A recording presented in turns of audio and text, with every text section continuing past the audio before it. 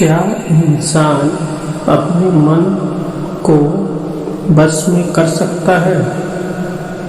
मतलब कि अपने मन पे नियंत्रण पा सकता है? अगर इतिहास देखें तो कुछ ऐसे गिने चुने ही महापुरुष मिलेंगे जिन्होंने अपने मन पे पूर्ण रूप से नियंत्रण पाया था। मनुष्य के मन में आने वाले विचार उस उफनती नदी की तरह हैं जिसको बांध बनाकर कुछ समय के लिए तो रोका जा सकता है, लेकिन उसको बहुत देर तक नहीं रोका जा सकता है। मनुष्य के मन में जो विचार आते हैं वो बहुत तेजी से आते हैं और बहुत मिक्स होते हैं। मनुष्य के मन में आने वाले विचार उस 8 लेन वाले हाईवे की तरह होते हैं जिसपे बहुत तेजी से तरह तरह की गाड़ियां आती जाती रहती हैं। इस अध्ययन में पता चला है कि मनुष्य के मन में जो विचारों का प्रवाह की गति है वो सुपर कंप्यूटर से भी कई गुना ज़्यादा तेज होती है। तो फिर मनुष्य को क्या करना चाहिए? विचार तो आ रहे हैं, जा रहे हैं, अच्छे आ रहे हैं, बुरे आ रहे हैं। मनुष्य को समस्या अच्छे विचारों से नहीं होती है, मनुष्य को समस्या होती है बुरे विचारों से। और मन में मिक्स विचार आते हैं। कभी कभी किसी के मन में लगातार बुरे विचार आ रहे हैं, हो सकता है कोई काम करने लग जाए।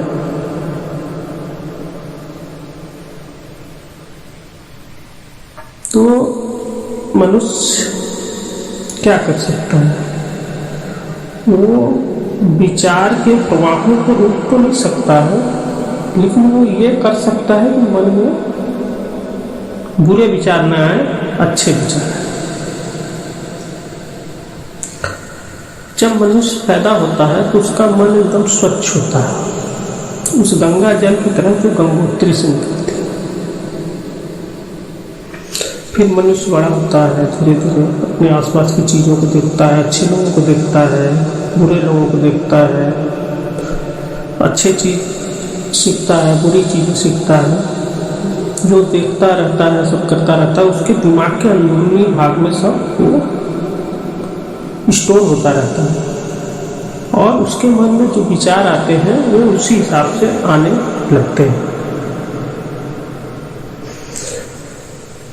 जो चीज़ें मनुष्य नहीं किया रहता है वो उसके मन में विचार या तो आते नहीं, या आते हैं तो बहुत क्षणिक होते हैं और वो मनुष्य को प्रभावित नहीं कर पाते। उदाहरण के लिए मैं बता दूं कि मान लीजिए कि एक आदमी चेन्नई घूम के आया है और बॉम्बे कभी नहीं गया, ना बॉम्बे उसने देखा है, कहीं नहीं देखा है, मतलब टीवी भी नहीं देखा है, कोई पिक्चर नहीं है बॉम्बे का उसके दिमाग में। अब कभी उसके मन में जब बॉम्बे के बारे में कोई विचार आएगा तो वो रुक नहीं पाएगा, क्योंकि उसके दिमाग में कुछ भी दिमाग के अंदरूनी भाग में बॉम्बे के बारे में ऐसा नहीं है जो सोचे।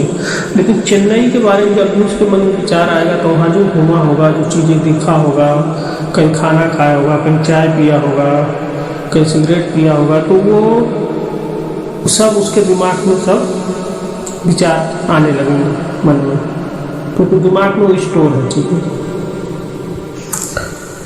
तो इसीलिए जो है कि मनुष्य के मन में जो भी विचार आते हैं वो सब उसके पास्ट में जो काम किया रहता है उसी से उसका सीधा संबंध होता है।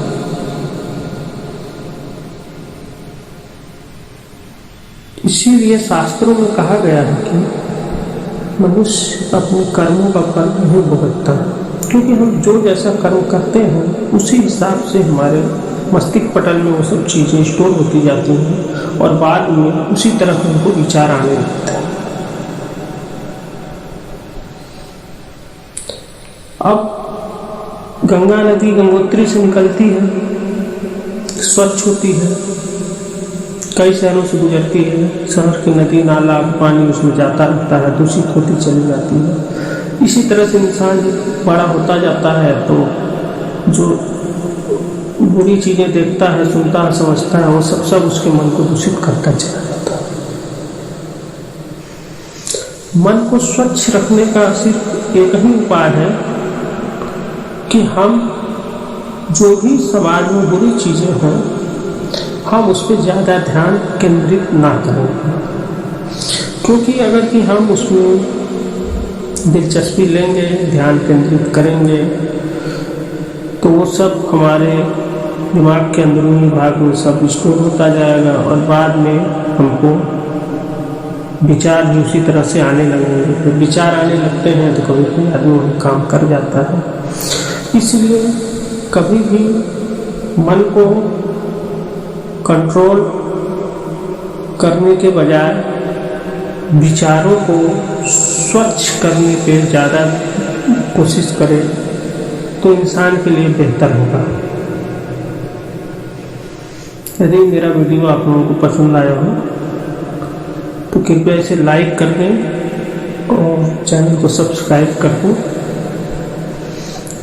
ताकि आपको आगे भी इसी तरह का वीडियो मिलता रहे।